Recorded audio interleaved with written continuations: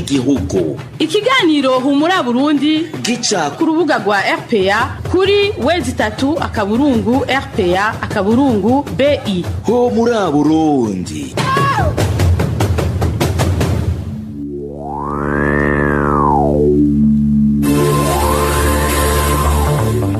Kuri mikro muri kumwe na Emmanuel NIYUNGEKO. Ndabahaye mwiriwe canke mwaramutse bivanye naho muherereye nkaba ndabahaye n'ikaze muri ano makuru y'ikiganiro humura Burundi twabateguriye kuri uno munsi wa kane genekerezo rya mbere Gitugutu umwaka wa 2020 amakuru ashimikiye ku ngingo nkuru zikwirikira. Ubwoba ni bwinshi mu banyagihugu bo muri komine Bukinanyana intara ya Cibitoke na cane igice cegereye ishamba rya Kibira iyo bugorovye bamwe muri abo banyagihugu bahitamwo kuja gusaba indaro muca muvyumva mu ntango za kino kiganiro. Umunyamabanga mukuru w'umugambwe CNDD-FDD mu ntara ya Bujumbura aratunga urutoke ko yivanga mu bijanye n'intwaro mu kigabane cahariwe ako hambere naho uyu musi uza kuba yagira ku bijanye n'ikibanza c'inzoga mu migigwa y'abarundi ku bijanye no gutwikura. Ano makuru ahagarariwe mu hinga bw'Imana na Rusiya Kabera utuma amasanamu abashikira nawe ni engineer Egide Mwemero mukanya inkuri mwe mukwaye. Ano makuru tuyahere mu bijanye n'umutekano ibirwanisho biri mu banyagihugu birabandanya kwiha inkumbi mu ntara ya Mwaro. Umuntu umwe yaraye akomeretse arashwe n'umuntu atashoboye kumenyekana agize uwa kabiri arashwe muri iyo ntara mu kiringo kitarenze indwi imwe nkuko twabiteguriwe na Hashere Kagisi. Uwo yari yakomerekejwe n'urusasu yitwa Olivier Ningwanira umukozi wo mu nzu muri quartier Kagoma ku musozi Gihinga wa komine Kayokwe mu ntara ya Mwaro. Mu ijoro ryakeye nk'igihe cy'isaha 2 n'igice uwo musore w'imyaka 23 yarashwe n'umuntu ataramenyekana. Yaratashe mu rugo asanzwe akoreramwo. Yarashwe ageze neza na neza mu irembo. Amasasu yamukomerekeje ku kuboko no mu nda. Mu gipolisi no mu bajeje intwaro mu ntara ya Mwaro bavuga ko abantu 4 bamaze gufatwa ku mvo z'amatohoza. Hari haciye indwi imwe gusa harashwe uwitwa Pavera niyo mungere umunyeshure wo mu mwaka w'8 ku ishure nshingiro rya Rutyazo ku mutumba wa Rutyazo muri komine Kayokwe nyene. Uwo akaba yaciye yitaba Imana ubwo nyene. Naho nyene ababikoze ntibashoboye kumenyekana ariko ku mvo z'amatohoza hakaba hafashwa abantu 3. Hashere Kagisi tumukengurukire ibijanye n'umutekano kandi bidushikane mu ntara ya Cibitoke abanyagihugu baba ku nkengera z'ishamba rya Kibira nubu bakirara ntibuca muri komine Bukinanyana ihana urubibe n'ishamba rya Kibira iyo bwije abanyagihugu bahungira mu bindi bice bitegereye ikibira imvo ngo no gutinya ko imigwi yitwaje ibirwanisho idasiba guca muri ivyo bice yinjira mu Kibira rimwe na rimwe mbere igasiga inabasahuye inkuru ya Clovis niyo nzima. Mu gatondo ko kuri uwa kane mu gace ka Kiruhura aho bita Mukato muri zone Ndora komine Bukinanyana y'intara ya Cibitoke hazindutse uruhagarara nkuko amakuru dukura muri ako karere abanyagihugu bari bazindutse gusenya mu Kibira bavuye babwiye abandi ko bahuriyeyo n'abagwanyi uyu n'umunyagihugu muri ako karere gatondo igihe cy'isanga 3 abamama rero bari bazindutse gusenya mu Kibira hagati ufikanya abantu bababonye uko kubatambuka iminota itarenga 200 bavuga ko bababonye bariko bayobora ingurube n'intungwa. Ivyo rero ngo biza vyunyura ubwo bari basanganywe bigatuma batarara mu zabo nkuko uyu munyagihugu abandanya bivuga. Abenegihugu bose bari impande y'Ikibira barara mu mazu bashamanuka bakavayo bakatwara ahandi hantu. Imigwi y'abagwanyi bitwaje ibigwanisho mu Burundi yatanguye kugaba ibitero kuva ku igenekerezo rya 2023 Myandagaro. Ibitero bimaze kuba mu ntara 8 zitandukanye. Muri izo ntara zose umuharire Tabara niwo wamenyesheje ko wateye. Aho habaye ibitero hose abanyagihugu baho ntibatekanye babandanya batinyira umutekano wabo. Clovis niyo nzima mu bijanye na politike nayo nababwiye mu ngingo nkuru bamwe mu bajejwe intwaro muri komine Mutimbuzi bariyamiriza inyifato y'umunyamabanga w'umugambwe CNDD-FDD mu ntara ya Bujumbura yivanga mu bijanye n'intwaro muri komine yabo mu nama y'umutekano yatumwe ko kuri uyu wa gatatu iyo ndongozi y'umugambwe uri ku butegetsi yagabishije abo batware ko bazokugwa mu mabanga yabo mu gihe komine barongoye yoramuka itewe inkuru ya Marie Ange irakoze. Iyo nama yo kuri uyu wa gatatu yari yararitswe n'umunyamabanga w'umugambwe CNDD-FDD mu ntara ya Bujumbura yabereye ku mutumba wa Kinyinya ya mbere muri zone Rukaramu hafi y'ubunywero Miami bw'umushinga mateka Zeno Ndaruvukanye yatowe mu ntara ya Bujumbura. Umwe mu bajejwe intwaro yitavye iyo nama aratubwira ico yari igamije. Inama yatumwe ko n'umunyamabanga w'umugambwe CNDD-FDD mu ntara ya Bujumbura Nkeshimana Emmanuel ikaba yitabwe n'abaheruka gutorwa ku mitumba yose igize komine Mutimbuzi uko ari 33 haca haza n'abarongoye umugambwe CNDD-FDD ku mitumba yose igize komine Mutimbuzi. Intumbero y'inama rero wari umutekano aratumenyesha neza yuko imitumba yose igize komine Mutimbuzi itwagwa n'abagumyabanga gusa atamukeba arimwo. Abakuru b'imitumba yose igize komine Mutimbuzi bakomoka mu mugambwe CNDD-FDD umunyamabanga w'umugambwe CNDD-FDD mu ntara ya Bujumbura Emmanuel Nkeshimana yagabishije abitavye iyo nama ko atamvo nimwe yotuma umutekano uhungabana muri iyo komine biganziye bishitse rero ngo abajejwe intwaro bazoca basezererwa. Icyo kwitondera rero ntihagire umutekano uzohungabana ni kuvuga ko umutumba wose usanzwe uriko abantu bazwi n'umukuru w'umutumba kandi bazwi n'umunyamabanga w'umugambwe ku mutumba ni ukurikanura uwo tuzi asanzwe ari umukeba tukamara iminsi ibiri tutamubona kuri uwo mutumba twongeye kumubona tumubaze neza iyo yaraje arongera anadusigurira kandi mwe mwatowe mumenye ko mwatowe mutanzwe n'abanyamabanga w'umugambwe ku mitumba ikiriho rero amategeko ingene mutegezwa gukora mutegezwa kubibaza umunyamabanga w'umugambwe ku mutumba. Bamwe mu bitavye iyo nama babona ko umunyamabanga w'umugambwe muri iyo ntara yitiranya ibikorwa by'umugambwe n'ivy'abajejwe intwaro kuko umukuru w'umugambwe atabubasha bwo gukura abajejwe intwaro mu bisanzwe afise. Turatangara cyane kubona ngo umunyamabanga w'umugambwe ariwe yinjira mu bintu by'abajejwe intwaro naho inzego zihari ziba zavuye muri uwo mugambwe twe twabona yuko ingendo nk'iyo yohagarara kuko administration ifite ingene bitunganijwe umugambwe nawe ukagira ingene ubutunganijwe. Twarondeye Emmanuel Nkeshimana umunyamabanga w'umugambwe CNDD-FDD mu ntara ya Bujumbura kugira tumubaze ico yoba abivuga ko co kimwe na Simoni Butoyi mustaneri wa komine Mutimbuzi bose telefone zabo zahamagara hakabura uwitaba.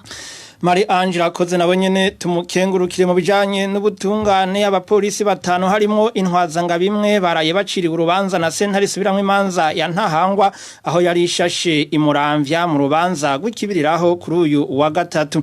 Abapolisi ko ari batanu bagirizwa gusinzikariza ubuzima abantu babiri ku munsi wa gatandatu heze ku mutumba Nyabisinda muri komine Bukeye intara ya Muramvya.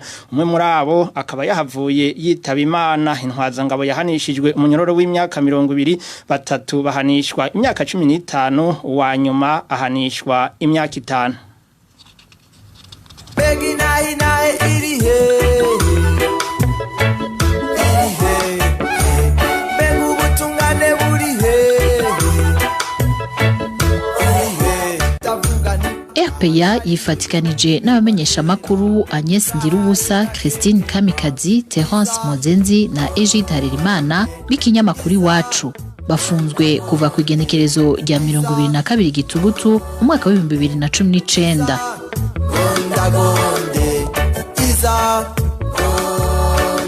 Nta kindi bazira atari kurangura umwuga wabo wo kumenyesha amakuru. Abantu benshi bafungwa yo kukadenderezo.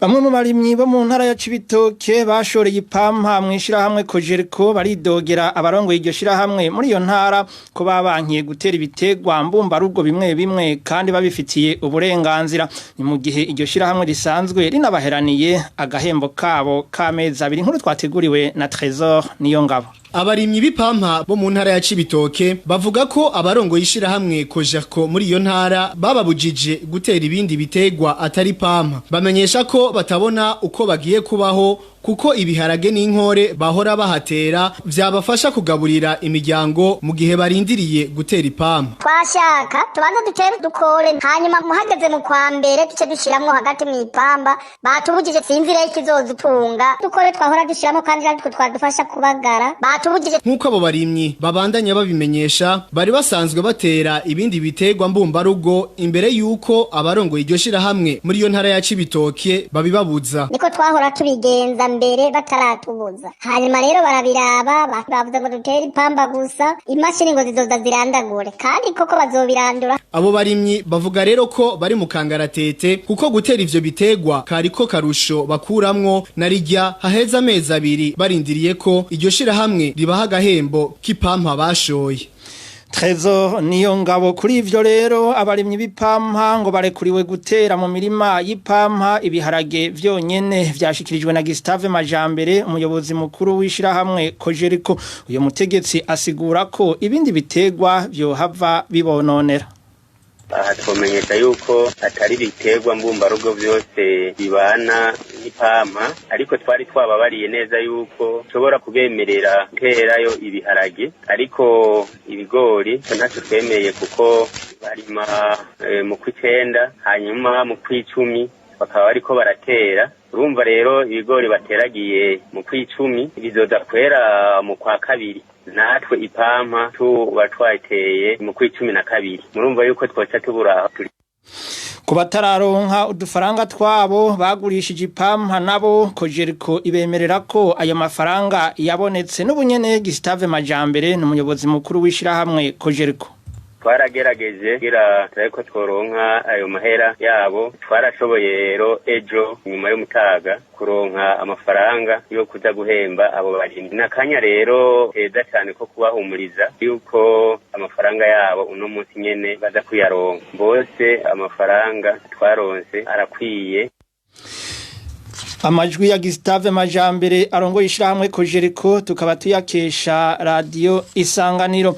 Mu bijanye n'impunzi bamwe mu bakenyezi b'abarundi bahungiye mu ikambi ya Nakivale muri Uganda baradandaza kugira bashobore kwibeshaho. Clementine Hakizimana numwe muri abo bakenyezi akaba yavuganye na mugenzi wacu Emile Nibasumba. Mwazi ko keshi nta bantu bama badanaza ngo bungukire rimwe kuva hungiri na Kivale mu 2015 Hakizimana Clementine yatanguje urudandazwa.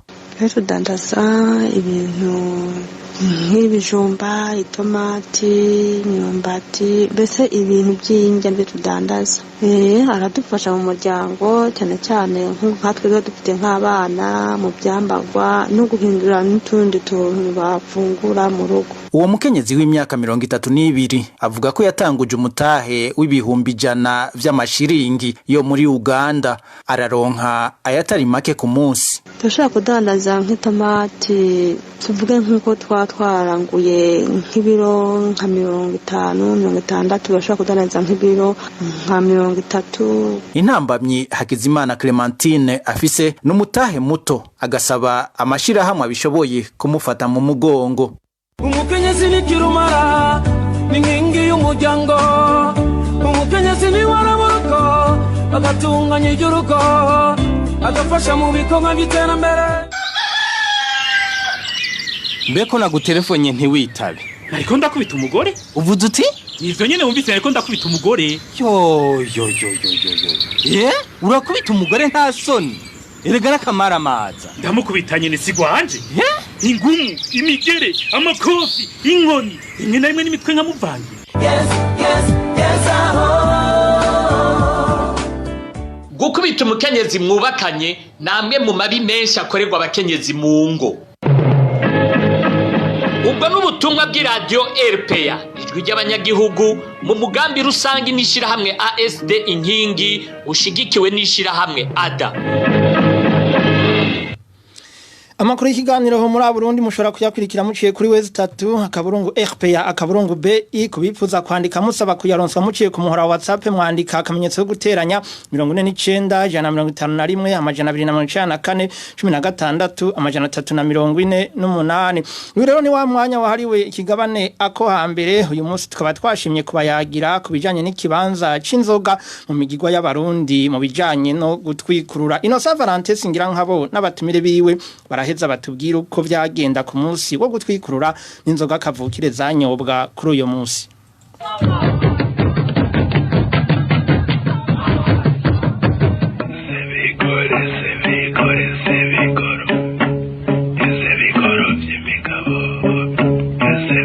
Ako hambere ikiganiro cakahise amayagwa n'imigigwa n'imigenzo y'ikirundi. ako hambere mugishikirizwa n'abamenyesha makuru ba RPA iminsi yose ya kane. Mumirambi hari nyana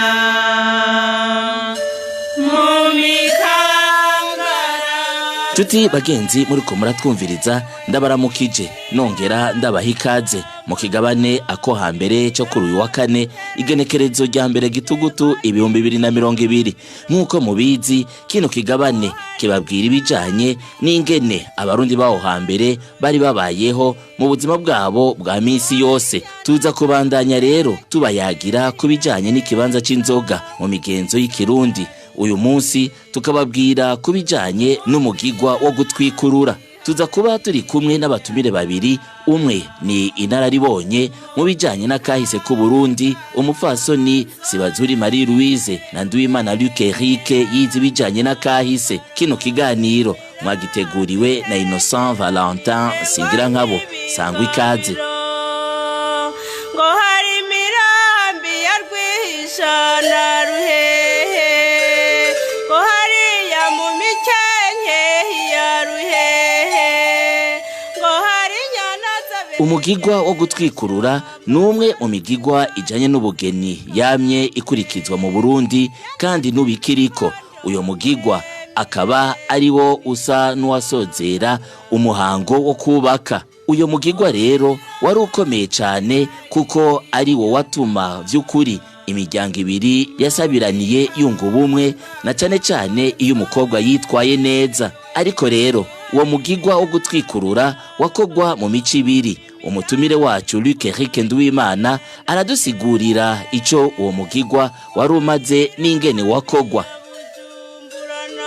Muhungu yaraye arongoye se mu gatondo yazinduka amubaza ko yasanze umugore akomeye. Iyo byarinze kumugora yamubwira ngo nasanze ari umushiki. Iyo naho ahuye zaronye akabivuko nyene ngo nasanze zaronye. Rero haba kumusora inkinga za mbere namwe musaza we nabandi baza bakaza mu gatondo baje kuraba ingene vyagenze, hari inzoga baza bazanye.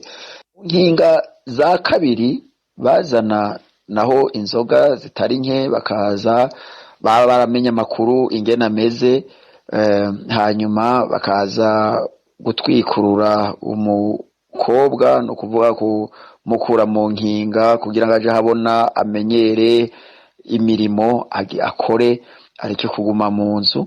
Ni naho rero baheza bakamuha n'inkono, bakamwereka ikivi, bakamwereka harima, no kuvuga ngo ntiyaba akibayeho afashwa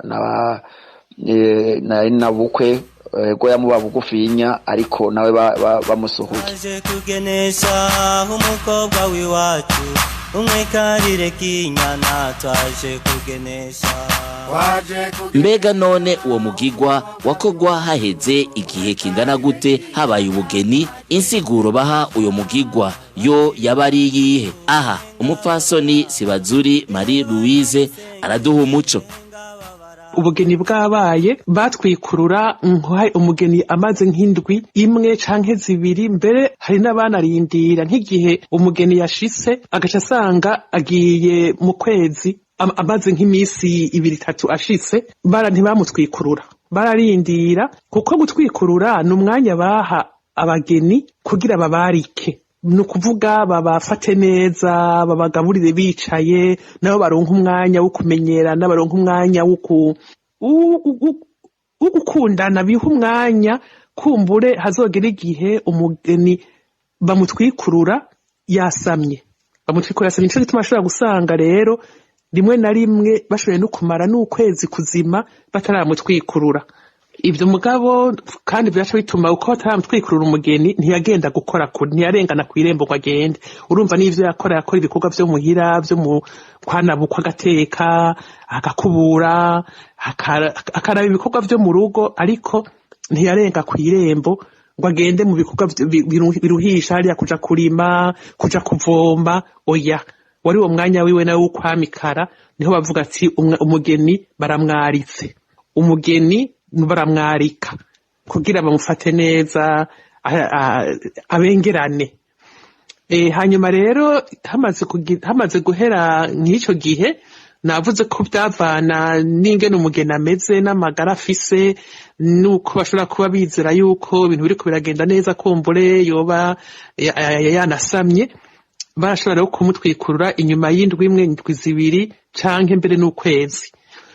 Ubwo rero niho baca bashobora kuza inzoga zikava iwabo w'umukobwa, ariko wanashaka uwo munsi inzoga zo gutwikurura ego ziraza uko vyinshi bifatira ku nzoga, ariko ahanini ibintu biza ku munsi wo gutwikurura n'ibintu vy'ifungurwa, ibintu vyo kuza gufasha abo bageni bashasha abazi yuko nta tongo barasaturira umuhungu, arico gituma basanga bamushiriye ibiharage, bakamushira nk'imitemere y'ibiharage, bakamushira intozeye ifu, bakamushira ubumera, bakamushira ingano, bakamushira ubushaza, vyavana n'abantu aho baba n'ivyo bafise vyimbuka. Rero uwo munsi nivyo inzoga zaraza, kuko urazi abarundi ibintu vy'ifungurwa sivyo baganirako cane, barazana inzoga bagasanga mbere niwabo w'inkuze w'umuhungu nabo nyene biteguye bafise inzoga bakabakira, hanyuma ariko cane cane hakaba haje izo mfungurwa zizoza kuremesha uwo mwigeme. Abasore biwacu engaba baraha. Izo nzoga zo gutwikurura rero ntizapfa uziherekeje, kuko cazira kikaziririzwa ko abavyeyi b'umukobwa bazije inyuma. Aha umupfasoni Sibazuri Marie Louise aratubwira uko vyagenda ku munsi nyezina wo gutwikurura n'imigigwa yahakoregwa.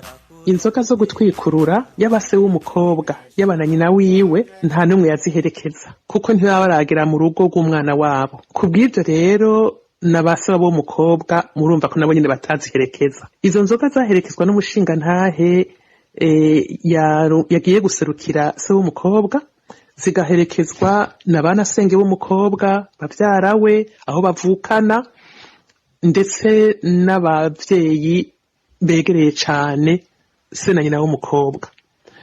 Bamaze gushika iyo bagiye barabakira bakabazimana, hanyuma hageze igihe nyezina cyo kuvuga amajambo, hageze gutwikurura baraheze bakazana inzoga yateguwe iryoshe cane, bakayishira imbere y'iyo miryango ibiri, bagaheza bakazana imikenke bagahereza se w'umuhungu na nyina wiwe, bagahereza umushinga ntahe yaserukiye se w'umukobwa nanasenge w'umukobwa, bagaheza bagashorera imikenke rimwe mu iyo nzoga, bakerekana ko banywanye, bagasangira bakanywa, bagakutsa bagasubira. Hanyuma igihe haba hariho abandi banyecubahiro bo mu ruhande rw'umuhungu canke mu ruhande rw'umukobwa bari ngaho, no kuvuga bakuze, nabo kandi bakabaha imikenke bagasoma. Imbere yuko barekura abandi bantu ngo banywe, baragenda bakazana iyindi nzoga bagasuka muri iyo nkono, inkono igasubira ikuzura igasesa. Bagaca bazana rero imikenke ibiri mishasha, bagaha umukenke umwe umugabo nyene kugira ubugeni, bagaha umukenke wundi umukenyezi wiwe, hanyuma nabo bagashorera iyo mikenke yabo ibiri rimwe mu nkono, nabo bakanywana, bagasoma bagakutsa bagasubira, hanyuma abandi bantu bakabona nabo gushikira inzoga bakanywa. Ivyo biheze nasenge w'umukobwa niwe yacaza rero, kuko mw'ico gihe cose nawe yabahaze ukwezi kose yaragize ubugeni mugabo bataramutwikurura yabacitwikiriye. Nasenge rero agacaza akamukura iyo mpuzu yitwikirije, akavuga ati ndagutwikuruye imbere y'abantu, werera irembo, uzoheke wonse ibikura, uzogira umugisha, uzobe ndabwunze wunga imiryango, akamuha imigisha myinshi myinshi myinshi myinshi. Hanyuma abantu bose bakavuza impundu, nyina w'umuhungu agaca agenda akazana isuka, akazana n'imbuto, nasenge w'umukobwa nawe kandi akazana imbuto akazana isuka, bagaca bajana abo bageni haba mu kigo canke inyuma y'urugo, bakaraba akazinga gatoyi bashobora kubereka akarima gatoyi, bagaca bakarima basukiranya imbuto, batera bagatera inzuzi, bagatera ibiharage, ubushaza, ibigori, ivyo vyose kwari kugira babereke yuko babahaye umugisha ntihagire imbuto n'imwe bazotera ngo yanke kumera canke yanke kunaga. Ivyo biheze rero baca n'ubundi baguma bavyina impundu zikavuga bagaca babaherekeza bakabarenza kw'irembo bakababwira ati ubu rero ni musasagare mugende murime mugende muvome muje kurondera inkwi nk'uko umuntu yovuga ati murasubiye mu buzima bushasha mu buzima busanzwe umwanya wanyu wo kubarika uraheze. Ivyo rero biheze bagaca bagaruka bakinywera bakanezerwa hanyuma bageze gutaha uwo mugore akanabaherekeza be n'umugabo wiwe bakabarenza irembo kuko ico gihe cose c'imbere yo gutwikururwa naho hagira abantu baza kubaramutsa barabaherekeza bakwashikana mw'irembo ariko ntibarenganya irembo kumva ntibaba barabatwikurura. abatanzi biwacu ngaba baraha baje kugenesha. Aha rero naho nyene ku bwa Sibazuri Marie Louise inararibonye mu bijanye n'akahise ku Burundi hari inzoga iryohoye yanyobwa mu ntumbero yo kwerekana ko iyo miryango yamaze koko kunywana.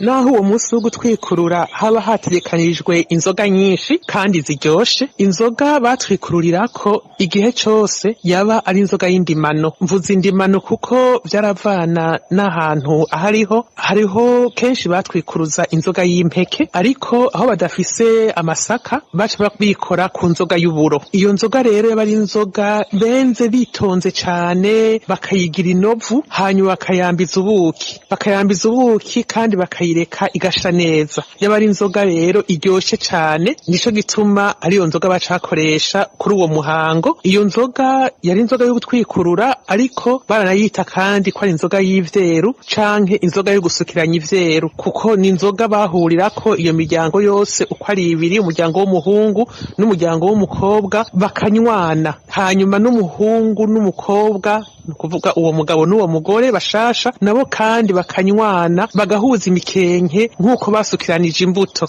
Ari naco gituma heje no gusoma mu mpundu nyinshi baca bajana mu kigo gusubira n'ubundi gusukiranya imbuto z'ibiterwa nazo kugira ngo umugisha ugume basaga.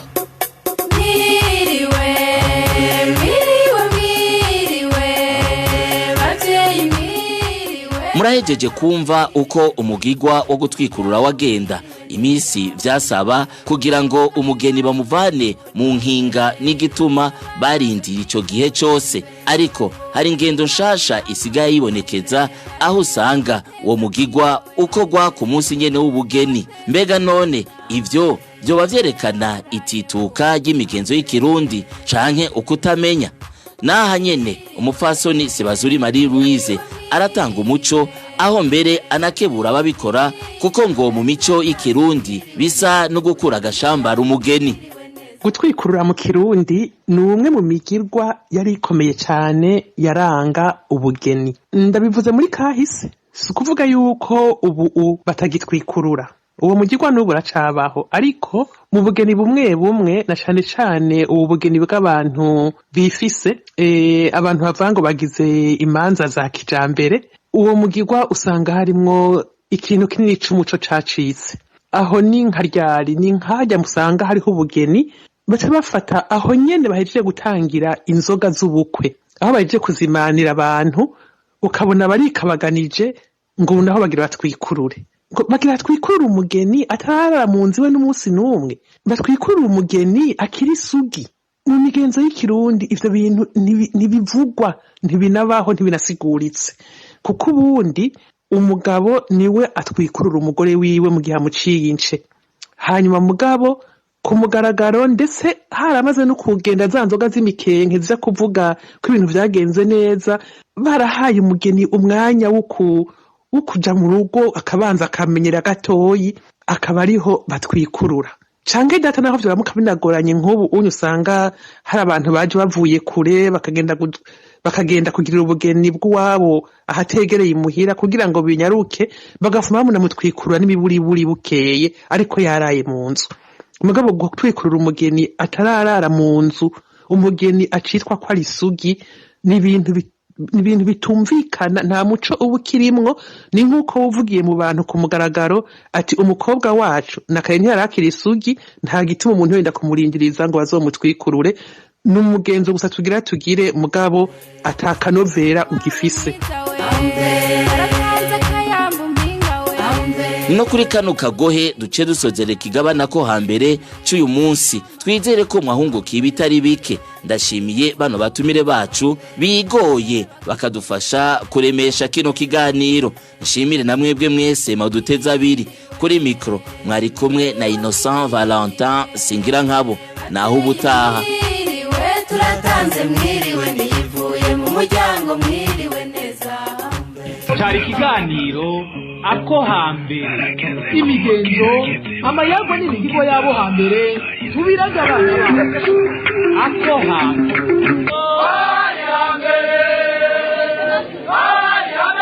ko batokoroza iryo nikora kikabo cyabaranga.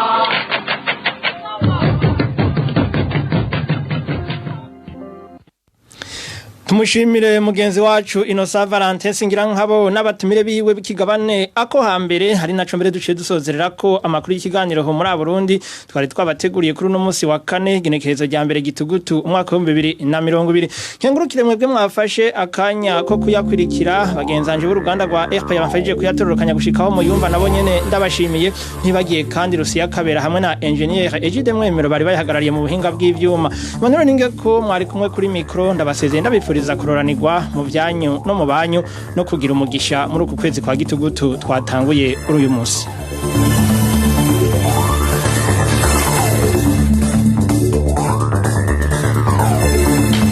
muri Burundi ni ikiganiro gihuza abarundi bahunze igihugu c'amavukiro n'abasigaye hagati mu gihugu biciye mu kubashikiriza amakuru atosoye.